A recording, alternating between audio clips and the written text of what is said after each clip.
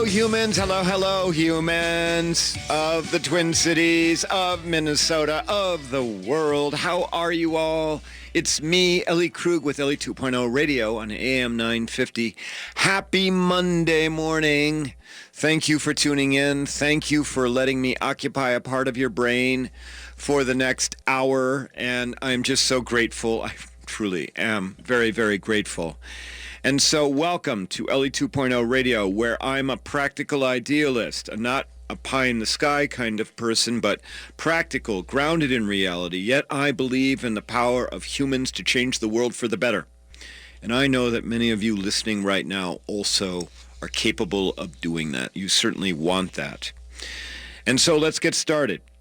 Have you seen the movie The Post, starring Tom Hanks as Ben Bradley and Meryl Streep as Katharine Graham, the owner of the Washington Post? The Post is about the decision by the Washington Post to publish the Pentagon Papers in 1971. Both of them, they wrestled with the question of whether or not to publish those papers. The Pentagon Papers were about a top-secret study of the U.S. government's involvement in the Vietnam War. Many credit the Pentagon Papers as hastening the end of the war.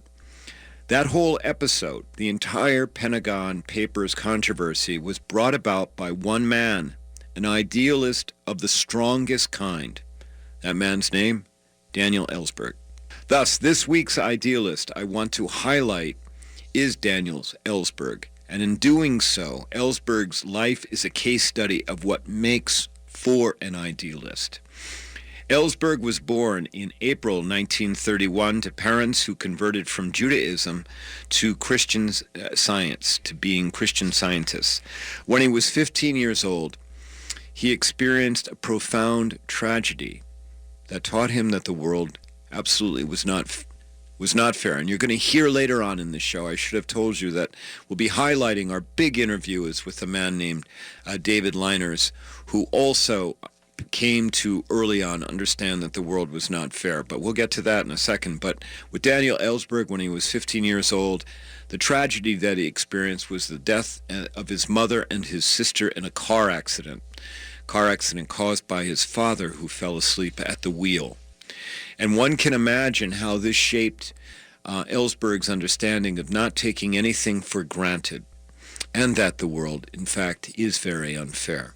Ellsberg later went on to college. He graduated from Harvard University in the 1950s with a degree in economics. And then in the mid-1950s, he went on to enlist in the United States Marine Corps. He served there for 3 years and rose to the rank of first lieutenant. Beginning in the late 1950s and on and off again during the 1960s, Ellsberg worked for the RAND Corporation, which was a consulting company on defense topics. And Ellsberg, his area of specialty was nuclear strategy and the control of nuclear weapons. Not, pretty darn important stuff. And part of this, when Ellsberg went back to Harvard, he got his BA from Harvard in economics, then went back and got his PhD. He did a dissertation on decision-making under conditions of uncertainty or ambiguity, and how making decisions in those conditions can influence the decisions and make those decisions not particularly appropriate or good. In 1964, Ellsberg was hired by the State Department and sent to Vietnam, where he could look at the Vietnam War up close. When he got back from Vietnam a couple of years later, he went back to working for RAND and then worked on a study that William McNamara, the Secretary of Defense in 1967-68, working under LBJ, under Lyndon B. Johnson, McNamara had commissioned a study to look at the Vietnam War, the origins, American involvement there. As Ellsberg was doing that work, part of working on this study about the Vietnam War and the U.S. involvement, he came to understand that really the Vietnam was not a civil war, as that was the official line, but rather that it was an instrument of the United States, he came to believe, oppressing people. And he began to sour definitely on the war And we need to set the stage here because at the time that this was going on in the late 1960s, this was a horrible time for the war, horrible time for Americans. There were, and I will talk about this also in the C block when I talk about how I got shaped as an idealist, but I mean, regularly on television, there were, weekly counts of the number of Americans that were being killed in Vietnam. And those counts on some weeks were 500 or 600 Americans. 500 or 600 Americans being killed. And he was seeing all of this, and he was starting to sour on the war. And then he started to attend anti-war events while still working for Rand. And in August of 1969, he was at Haverford College, where he heard a speech by a draft resistor named Randy Keeler. Randy Keeler, I remember, because Keeler was a draft dodger, quote-unquote draft dodger. He was a draft resistor. Actually, the draft dodgers went to Canada. Keeler stayed, and he said, I'm not going to fight in the war. And he knew he was going to go to jail. And Keeler was speaking at this event in August of '69 where Ellsberg participated, where he went to hear Keeler speak. He did not know who Keeler was. And I'm going to quote you something from what Ellsberg later wrote about in terms of how Randy Keeler's talk impacted him.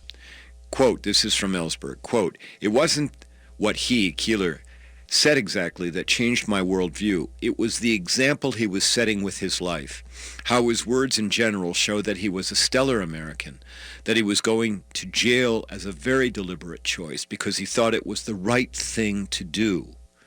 There was no question in my mind that my government was involved in an unjust war that was going to continue and get larger. Thousands of young men were dying each year. I left the auditorium and found a deserted men's room. I sat on the floor and cried for over an hour, just sobbing. The only time in my life I've ever reacted to something like that. Randy Keeler never thought that his going to prison would end the war.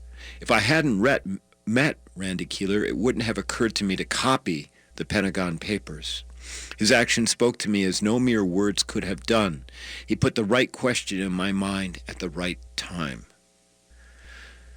So Keeler was a watermark, a watershed for Ellsberg. And it caused Ellsberg to understand and to realize that he, as a human, as an individual, could do something within his power to change the world.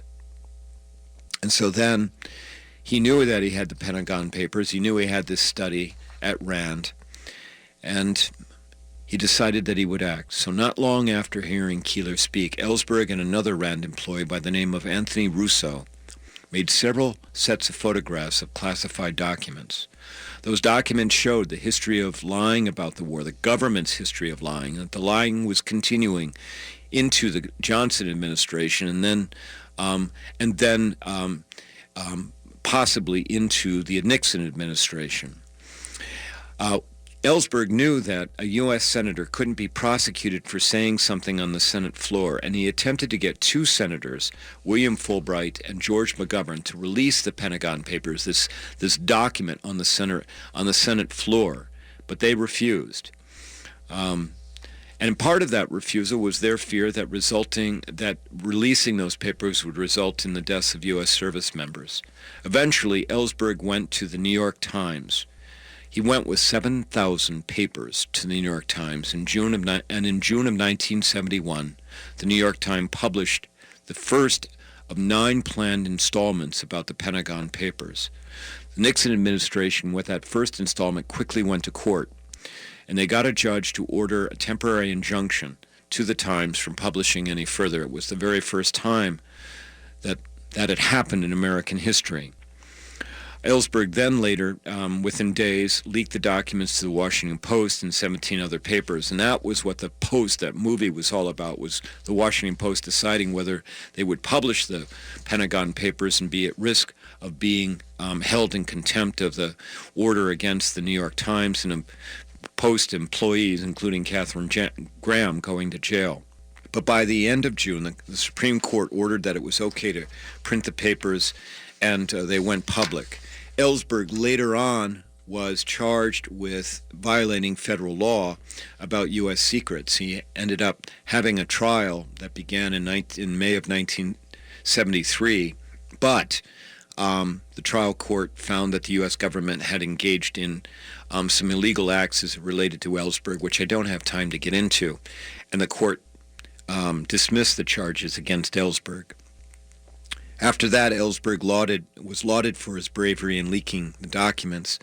He then became an advocate for leaking documents and a supporter of Edward Snowden and Chelsea Manning and WikiLeaks when they were disclosing documents. Daniel Ellsberg, an idealist. That idealism very well may have shortened the war and saved the lives of American soldiers. That's what idealists do. When we come back from our break, I'm going to interview another idealist, one that's going on in Wisconsin right now, who's doing incredible work. Thanks for listening to the show. I'll be back in a second. Brending Electrolysis on Grand Avenue in St. Paul has been a leader in permanent hair removal for people of all skin types and backgrounds for over 30 years, celebrating diversity and priding themselves on finding the right treatment plan for each client's individual needs, regardless of race or gender. Services include electrolysis, body waxing, facials, microneedling, and permanent makeup. Book your 60-minute complimentary consultation, including a 15-minute treatment today for beautiful, lasting results. Visit brendingelectrolysis.com. Be sure to pick up your copy of this month's Natural Awakenings magazine, a free local guide to a healthier and more balanced life. Each monthly issue includes timely, local, national, and global stories. Learn about alternative and complementary medicine, nutrition, fitness for body and mind, personal growth, sustainability, and much more. Natural Awakenings can be found at area health food stores, food co-ops, and retail locations. More information is available at naturaltwincities.com. That's naturaltwincities.com. This is Ellie Krug from Ellie 2.0 Radio on Mondays from 7 to 8 a.m. Many listeners know that I founded Human Inspiration Works, LLC, which trains on human inclusivity and on how to be welcoming, diverse humans. Today, organizations of all sizes find that they need to train team members on diversity and inclusion. I can do that. Many say that my trainings change the way they see the world. I'd love to help make your organization more welcoming. For more information, go to humaninspirationworks.com.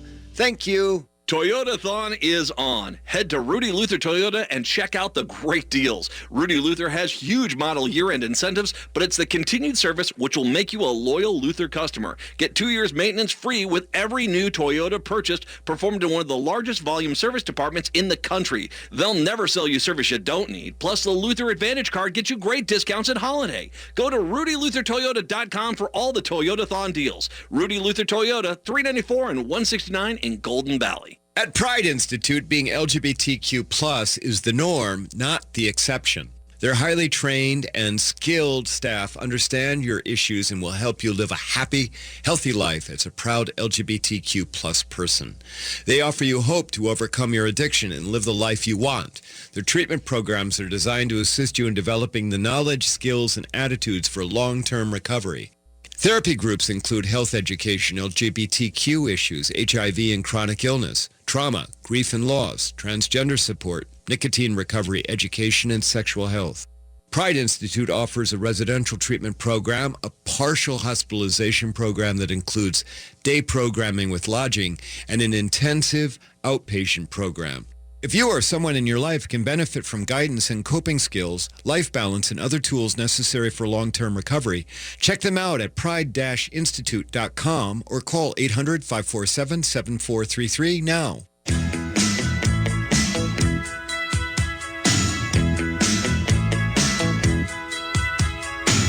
And she was lying in the grass, and she could hear the highway. And we are back on AM 950 with Ellie Krug, Ellie 2.0 Radio. Oh my goodness. You know, Daniel Ellsberg, let me just tell you, the guts and the courage that it took for him to do what he did. Try and change the course of the Vietnam War. Try and change the course of American politics. Try and change the course of America. Well, we are now ready for the big interview with somebody else who is an idealist like Ellsberg, who is also trying to change the course, but probably not as big. On the line, I have David Liners from Wisconsin, and from an organization in Wisconsin called Wisdom, also the executive director of another organization named Micah. David, welcome to Ellie 2.0 Radio. Thank you. It's good to be here. Oh, well, it's great to have you. And David, I think that you have a really, really compelling story. And as you and I talked, I mean, Ellie 2.0 Radio is about idealists. When I heard about you and then you and I spoke to prepare for the show, I was like, oh yeah, this is a real idealist. So David, if you could, let's start out by you explaining a little bit about what Wisdom is in Wisconsin, and then Micah, M-I-C-A-H, and then we'll get your story a little bit, but let's at least give the listeners an idea of why you're on the show relative to those two organizations. Sure. So Wisdom is it's a network of primarily, but not exclusively, faith-based organizations around the state of Wisconsin. There's about a dozen organizations.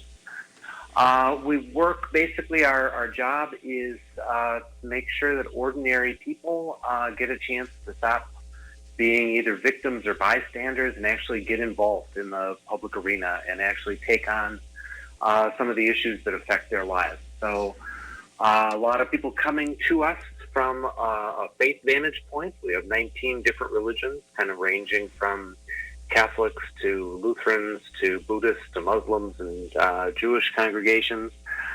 We also have a lot of people who come to us directly as formerly incarcerated people, or people who just simply want to get involved in some of the issues that we work with. So that's the statewide network, and Micah is the oldest organization in the network. Micah in Milwaukee has been around for 30 years. Kind of been doing this work ever since then. Micah is Milwaukee Inner City Congregations Allied for Hope. A real quick little correction. I'm not actually the executive director of Micah. That position is actually open. I'm the executive director for Wisdom, but Micah is part of the umbrella of the group. Okay. All right. Well, that's great. I thought that you had the direct relationship with Micah. I'm a member of Micah. Okay. That's where I started. Okay. All right. Well, that's great. So the executive director of Wisdom, and so we'll get. All right. So I just wanted to lay that groundwork. Let's get to you first now, David, and tell us a little bit about your story. You're not too far off from my age. You're 60 years old. You grew up in Wisconsin, right? I did. Okay, yeah. And you told me it was pretty much a Leave It to Beaver kind of household life that you had growing up in the 60s. And so take us forward to what got you to a place where you're doing some pretty radical things in Wisconsin as it relates to getting people to be socially conscious. Yeah, so like you say, I grew up in a very relatively comfortable small-town existence. My dad was a dentist. My parents had both grown up during the Depression in northern Minnesota. So I certainly knew about kind of their background, but my dad was kind of a standard kind of greatest generation kind of guy. Went to World War II, came out, went through school on the GI Bill, and worked his way through dental school, worked in a foundry at night and went to dental school during the day. And so that was kind of the story I grew up with, and that, the world is such that if you work hard and you're an honest person like my dad, things will work out for you. You'll end up, you'll end up with a good life. A view that the world was fair, right? Yeah, right. That the world was fair and that it was just kind of set up that you get what you work for. And I really believed that. That's what everybody taught me. And the turning point for me on that in my life is when I was in college. I wasn't quite sure what I wanted to do when I grew up. I'd been an exchange student in high school, so I spoke Spanish. And I volunteered to work in a mission in rural Guatemala for a time. And it was when I was there that a whole lot of things happened, including a massacre just up the road from us. Oh, my God. So what year would this have been in Guatemala? Would have been in 1978. Okay. And was this 79. This was before their civil war or while it was going on? It was kind of in the midst of it. Okay. All right.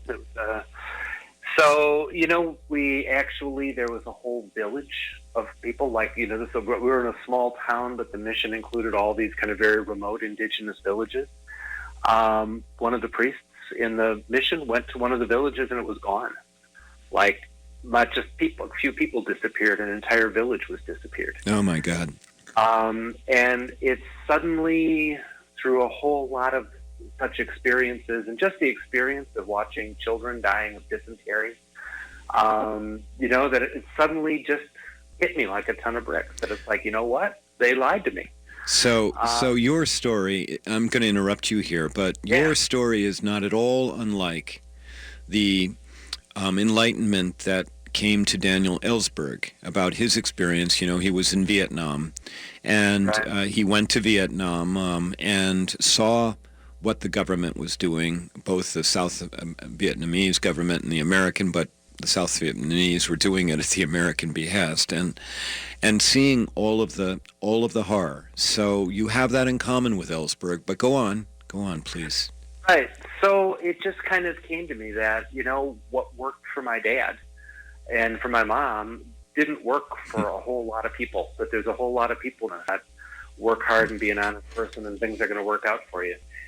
And I think that was kind of the moment that I realized I have to do something different. I can't,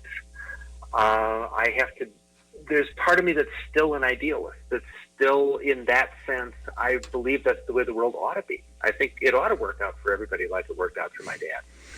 Absolutely. And I have a very hard time accepting that it doesn't. And as a matter of fact, to this day, we do a lot of work in criminal justice reform and stuff. And I hear stories, and my first reaction is, well, that can't possibly be. The world can't possibly be that unfair to some people. Then it's like, well, sure enough, it can, and it is. And so that's the thing that just kind of won't let me rest. But David, we do not have to accept it. We do not have to just let it come and lie with us, and then we participate in it or we put up with it. We do not have to do that. And so, and you recognize that. That's why I'm having you here on the show, because I'm telling you, as you're speaking, you are further inspiring me, Ellie Krug, idealist. So I just want you to know that, okay? So, David, all right, so we're going to have to take a break right now, but when we come back, we'll talk further with you. And so, listeners, we've been speaking to David Leiners about his work in Wisconsin as an idealist. When we come back, we'll talk more about that. If you like what you hear on Ellie 2.0 Radio, and we are bringing you people like David, bringing you stories about people making differences in the world. If you like what you hear, go to my website at elliekrug.com, sign up for my newsletter, The Ripple, or email me at elliejkrug@gmail.com. We'll be back in a minute to talk further with David. At Pride Institute, being LGBTQ+ is the norm, not the exception. Their highly trained and skilled staff understand your issues and will help you live a happy, healthy life as a proud LGBTQ+ person. They offer you hope to overcome your addiction and live the life you want. Their treatment programs are designed to assist you in developing the knowledge, skills, and attitudes for long-term recovery. Therapy groups include health education, LGBTQ issues, HIV and chronic illness, trauma, grief and loss, transgender support, nicotine recovery, education, and sexual health. Pride Institute offers a residential treatment program, a partial hospitalization program that includes day programming with lodging, and an intensive outpatient program. If you or someone in your life can benefit from guidance and coping skills, life balance, and other tools necessary for long-term recovery, check them out at pride-institute.com or call 800-547-7433 now. Enjoy a delicious home-cooked breakfast or lunch away from the kitchen at Milda's Cafe, now open 7 days a week. Milda's Cafe has been cooking up family favorites since 1964. Grab a coffee and sit down for a delicious Philly scramble, house-made rolls, or Denver omelet. Stop in for lunch where you'll find authentic Finnish pasties every Monday, Wednesday, and Friday. Open weekdays 6 to 3, weekends 8 to 2. Milda's Cafe on Glenwood Avenue, 4 blocks east of Penn.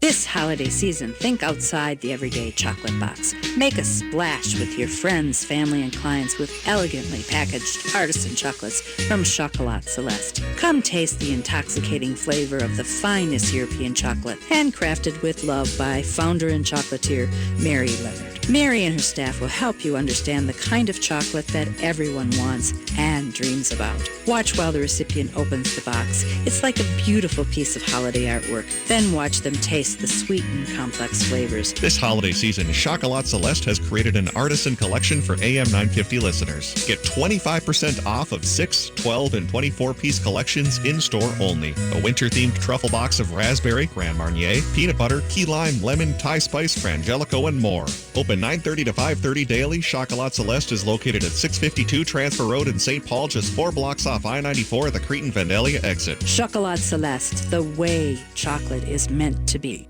Brending Electrolysis on Grand Avenue in St. Paul has been a leader in permanent hair removal for people of all skin types and backgrounds for over 30 years, celebrating diversity and priding themselves on finding the right treatment plan for each client's individual needs, regardless of race or gender. Services include electrolysis, body waxing, facials, microneedling, and permanent makeup. Book your 60-minute complimentary consultation, including a 15-minute treatment today for beautiful, lasting results. Visit brendingelectrolysis.com. With your AM 950 weather, this is Eric Nelson. Today will be sunny with a high near 35, and tonight mostly clear with a low around 25. Tuesday, increasing clouds with a high near 40, and at night, a low around 29.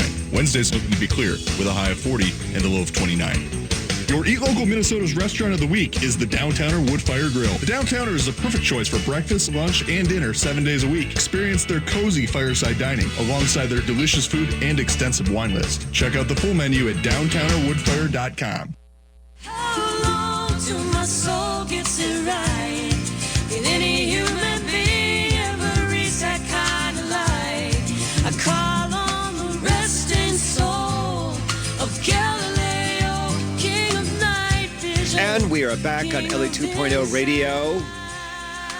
Oh my goodness, we're speaking with David Leiners, who is, I think, fair to say, an activist idealist in Wisconsin. Involved with an organization named Wisdom. But before we get further about Wisdom, David, when we broke for our break, you were telling us about your experience in Central America, particularly in Guatemala, where you saw the horrors of what war could do to people, as well as disease and all of the other things that go with people who are the have-nots versus the haves, and this impacted you. And so you saw this in Guatemala, and then what happened? How did your trajectory change? Sure. So the people that I worked with were actually Catholic priests and nuns. The priests were members of a religious order called the Claretian Missionaries, fairly small group that came from Spain. And so my first sense was, maybe this is what I need to be. I need to kind of join them. So I came back and went to the seminary and was a Catholic priest on the south side of Chicago for about 11 years, working mostly in great big Mexican parishes. And you really saw that as a path to try to kind of bring about change, to kind of connect with people. It was very similar. I was working with very similar people to who I had known in Guatemala, but they were here now. So that's kind of where that took me at first for 11 years, and it was a very happy 11 years, as a matter of fact, that I served as a priest. Okay, but then that changed for you. It did. It was one of the trainings that we do in community organizing training is we talk about your public life and your private life. So I really liked my public life as a priest. I liked my job, but I didn't particularly like my life after work. I was sort of like I was just kind of yearned to have a home to go to. Well, a priest is always on 24 hours, so, Well, right. And so anyhow, at some point, I was kind of in my late 30s, and I thought, I don't want to become kind of, I don't know what you'd want to say, kind of dried up. I don't want to become somebody who's just a functionary and who's only their job. That I need to kind of move, and I need to explore at least having a family and being married and things. So I left that and I moved back up to Wisconsin. I went to Milwaukee. I unloaded trucks at UPS for a while. I worked at the welfare office for a while. In the meantime, my wife and I, my wife now and I, got engaged and got married. And I found MICA, the organization here in Milwaukee, and they needed a Spanish-speaking organizer. And it was like, hey, I'm not loving working at the welfare office. So it was a great chance for me to actually do the kind of work that I wanted to do, and as a matter of fact, also have a life. Okay, which is absolutely fair. So, of course, and so tell us then, how did Wisdom come about, and really give us a real good idea of what it's doing right now in Wisconsin. Sure. So Wisdom, we began in MICA. We began with, churches mostly on the north side of Milwaukee, which is kind of the poorer side of Milwaukee, the side of Milwaukee that most of the African-American community is. Right. Well, Milwaukee is, I think, been characterized as the most segregated city in America. So Yeah, absolutely. So we built a pretty strong organization here, but we realized if we really, really wanted to make the change on the level we needed to make change, we weren't going to do it just with people from here. We needed friends. We needed to combine forces with other people in other parts of the state. So that when we went to Madison, I'll never forget the one time when I was with Micah and we went to Madison and we visited with a Republican state legislator who was the head of the education committee, and we kind of explained to him that a particular policy was very unfair to Milwaukee. And he leaned back and he said, well, they didn't elect me to be fair to Milwaukee. I said, ooh, okay. That's telling me something. We got to go find some people in his district because we got to find the people who elect him. So that's the kind of reason that we said, we need to kind of build around the state. We need to build something that can cross geographic and even economic and racial boundaries, and really build a progressive coalition of people who will stand together. So you have how many chapters of MICA in Wisconsin? So there's about a dozen chapters. They're all different names. So it's Micah and Jonah and Joshua and Ruth, and they have all kinds of different names, but they're every city. Okay. So we're in about 12 different cities. All right. So and Wisdom is in those 12 cities as well. Right. Wisdom is the umbrella group that all the locals belong to. Okay. All right. And as you said at the start of the show, that they're we're talking different religions. So this isn't a captive of a particular faith. This is a ground roots effort by people to affect social change. Absolutely. And, all the different faith traditions, when it comes to things like human dignity and fairness, there's a lot of common ground that people have, and that's what we bring people together around. Really that kind of what in the Catholic tradition we call preferential option for the poor exists in some form or another in just about all of our faith traditions, that we need to really take the side of the people who are the most marginalized, and need them to have a voice, and we need for the rest of us to stand with them. But it's not uniform in Wisconsin as far as Wisdom's acceptance. You told me that there are some dioceses in Wisconsin that won't allow its churches to be involved with Wisdom. Do I have that right? Yeah, so a couple of the Catholic bishops, unfortunately we have enemies, or maybe fortunately, I actually once took a conference from Gustavo Gutierrez, the liberation theologian, who just had this great line. He said, Jesus' big commandment was love your enemies. If you don't have any enemies, you're not doing something right. The first thing you got to do is get some enemies. So we've accomplished that. Okay. So there's some folks who really, really oppose us, and who really loudly oppose us, and who kind of organize against us, and basically, especially, put a big effort a few years ago into convincing bishops that they shouldn't support us and that they shouldn't let churches belong, and they were successful with a couple of the bishops. So give us an example. It doesn't actually stop the Catholic folks from finding a way to be part of it. Oh, sure. Because they still see this as an essential part of their faith. Unfortunately, just the institutions get hampered. David, give us quickly an example of some impact that wisdom has had in Wisconsin. So, one that we've had pretty recently is we had a big campaign that actually Tonin O'Connor, who was on your show a few weeks ago, was a huge part of to reduce the use of solitary confinement in Wisconsin. We've actually gotten it reduced by about a third. That's still way more. There's still way more people in solitary confinement than should be. But actually, it was interesting that our Department of Corrections in the Scott Walker administration actually credited us for that. They said, "Well, wow, this is a result of changing norms in the community, or whatever they said about it." So that would be an example. We've got a lot of examples of being able to extend transit routes, keep transit. A lot of our victories in recent years have been bad things that could have been worse that we stopped. Okay. Stop deeper cuts in the transit system, stop some deeper cuts in some social programs. Okay. We've had a lot of success in criminal justice. There's a program called Treatment Alternatives and Diversions into the state budget that now funds about $7 million a year of directly programs that are people who would have gone to jail or prison but instead get into a treatment program.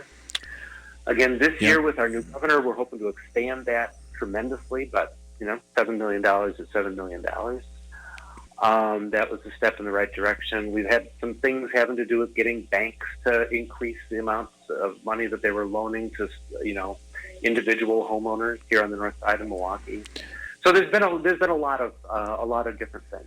So, different areas. All right. So obviously broad-based, and as far as my knowledge is, we don't have anything like this in Minnesota. So when we're done with this show, I'm going to talk with you about maybe how we can do some collaboration building. But tell me, what do you think really are the keys here about doing this kind of work, and really how does it relate back to idealism? You and I had talked about the power of imagination as we prepared for the show. Will you expand on that? Will you talk about that, please?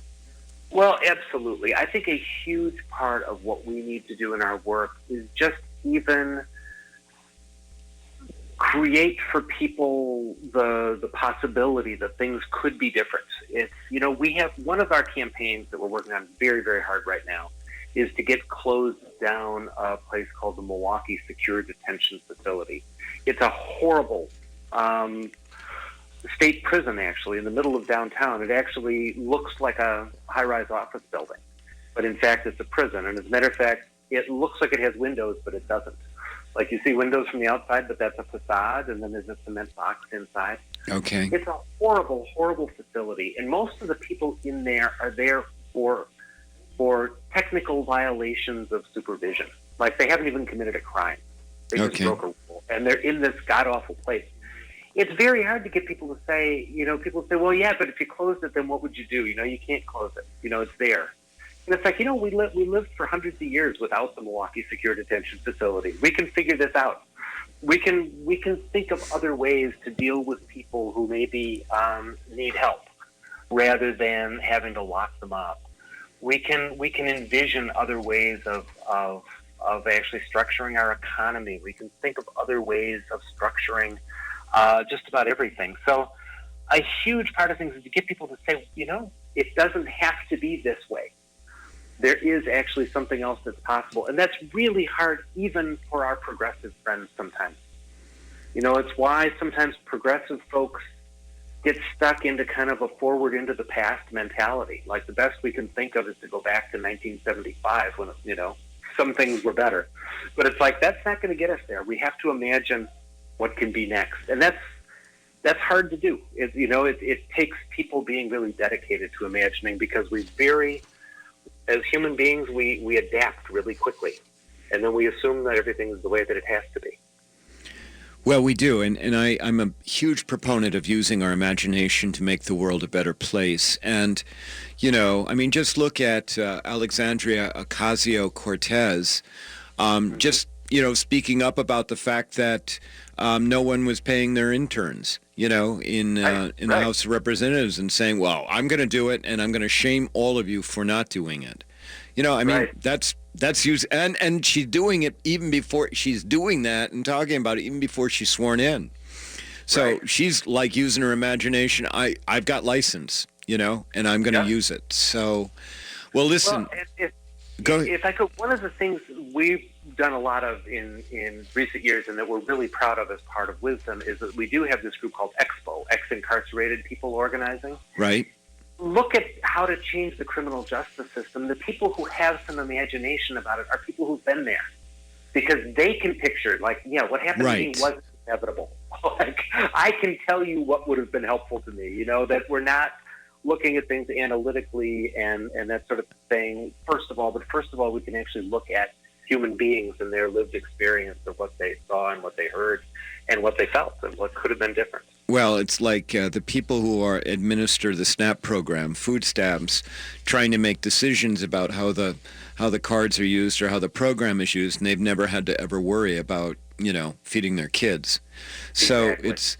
Well, David, I have really, really enjoyed talking with you, and I could talk with you further, but you and I will talk offline, okay? Because I think that there's room here for us to have conversations about collaborating in one form or another. So I want to just thank you for being on the show, being on Ellie 2.0 radio, and I really appreciate it. So, David, thank you for being here. Do I have a real quick chance to put in a pitch for our website? Absolutely. Go ahead. wisdomwisconsin.org, www.wisdomwisconsin.org. If you want to learn more about us, or you want to get in touch with us, or if you want to help us out, we would appreciate any of that. Absolutely. And listeners, it's the end of the year. Looks like a great organization to send your checks. David Liners, thanks so very much for being on Ellie 2.0 radio. And listeners, when we come back, I'll do my C block about my experience as an idealist. Thank you. This is Ellie Krug from Ellie 2.0 Radio on Mondays from 7 to 8 a.m. Many listeners know that I founded Human Inspiration Works, LLC, which trains on human inclusivity and on how to be welcoming to diverse humans. Today, organizations of all sizes find that they need to train team members on diversity and inclusion. I can do that. Many say that my trainings change the way they see the world. I'd love to help make your organization more welcoming. For more information, go to humaninspirationworks.com.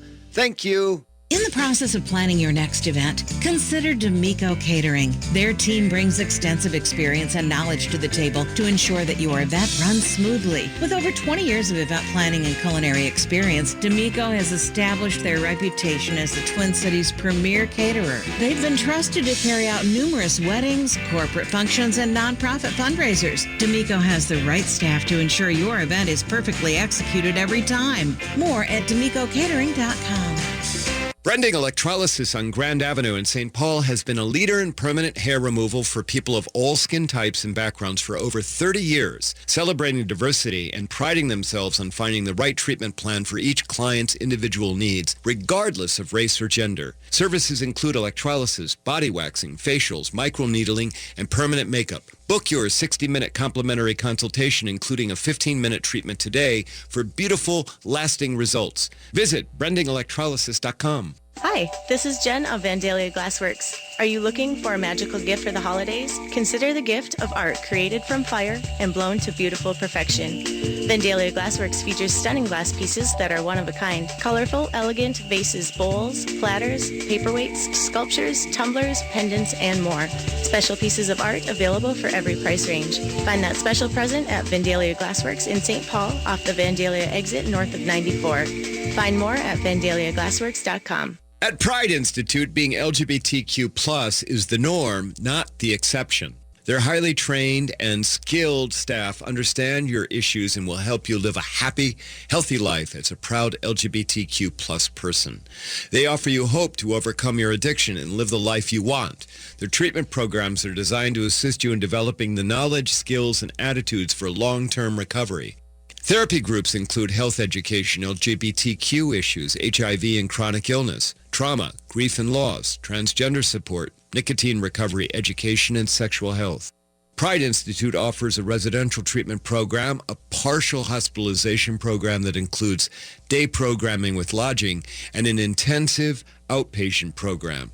If you or someone in your life can benefit from guidance and coping skills, life balance, and other tools necessary for long-term recovery, check them out at pride-institute.com or call 800-547-7433 now.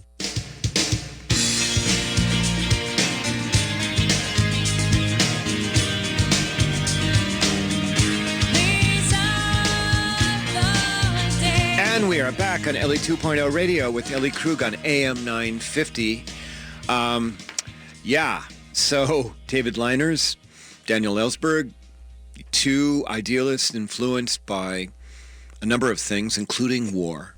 Wars that our government engaged in or wars by other people, the death of people. In this block, my C block here, I talk about my work as an idealist, and I'm going to talk about war as well, and about chaos and strife and unfairness. So what, I keep coming back to the topic of what made me an idealist. And you know what? I grew up at the same time as David Liners, and certainly I was growing up during the Vietnam War. I was 11 years old when the Tet Offensive happened in 1968, and I was well aware of what was happening. And I was well aware of the body counts that were coming out on television every Friday night. They would come out every Friday is when the government would release the count of American soldiers killed or wounded in action.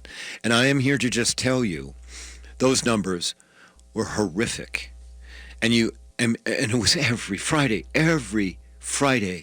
of the year where those numbers would come out. And I just absolutely have to tell you, they impacted me. And at the same time, what was going on in the country in the late 1960s. In 1965, there was the Watts riot in Los Angeles. In 1967, there were riots across the country in Newark and in Detroit and in other places. And I vividly remember watching those riots, particularly the ones in Newark, because at that time I lived in New Jersey. And I absolutely remember watching white police officers beating black men. And then later, while the war was going on, my family moved to Iowa, and I found out the power of writing.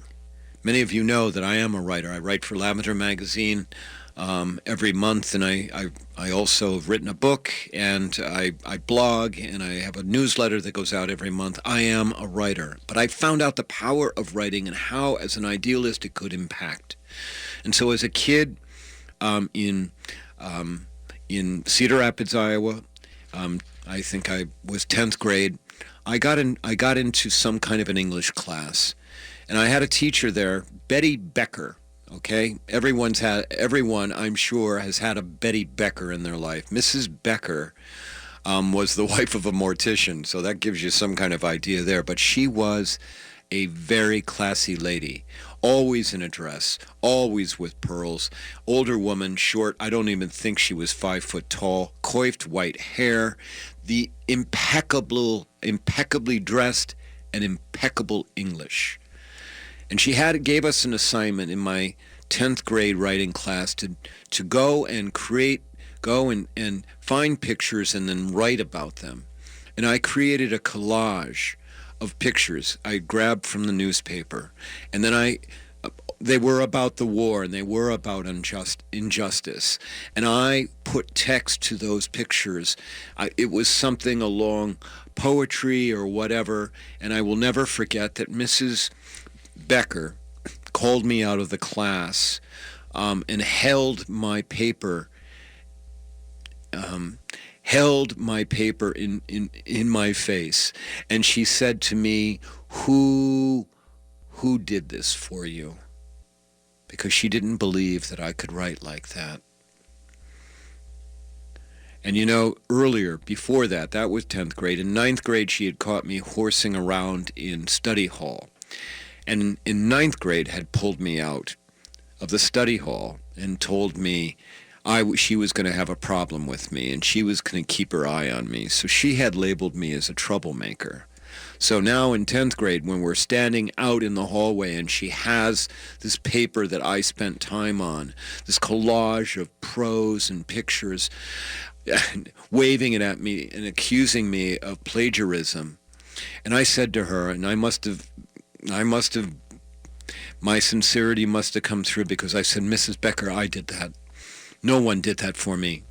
And I think the look on my face was like, oh my God, how could you accuse me of that? Because I was not a cheater. I said, no, I did that, Mrs. Becker. Those are my words. I did that. I spent hours putting that together, and I explained a little bit to her how I did it. And you know what? She must have been convinced, because she turned, I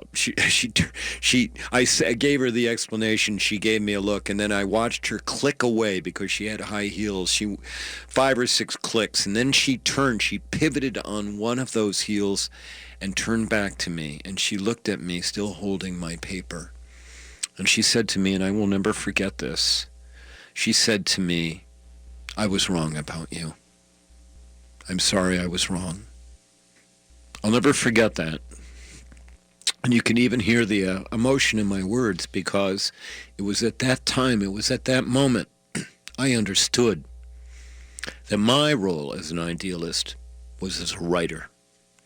That my words, my spoken words, and now with what I do about training my written words, and now what I do with training my spoken words, that I can change the world, that I have the power to change the world.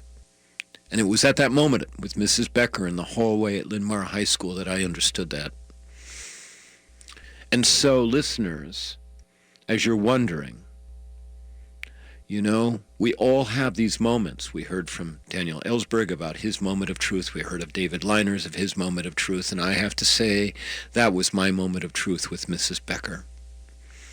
We all have these moments. The question is, as an idealist, do you let them pass, or do you instead make them the foundation for something about going forward and making the world a better place? Well, that's it. Another show on Ellie 2.0 Radio. I hope you've enjoyed what we've talked about today. If you do, please email me at elliejkrug@gmail.com. I love hearing from my listeners. And visit my website at elliekrug.com. A big thanks to our sponsors, the Pride Institute, which is a drug and alcohol residential and outpatient recovery center, and Brending Electrolysis. Let Bev know at Brending that I sent you. She does fabulous work. And a big thanks to my producer, Brett Johnson. Brett, you just rock. You are just so good to me. And to you, my listeners, a big thanks to you. We're coming up on the holidays soon. We've got one more show where I'll be talking about idealism, and then we'll have a couple of reruns. But thank you for tuning in. I'll talk to you next week. Have a good week. Bye-bye.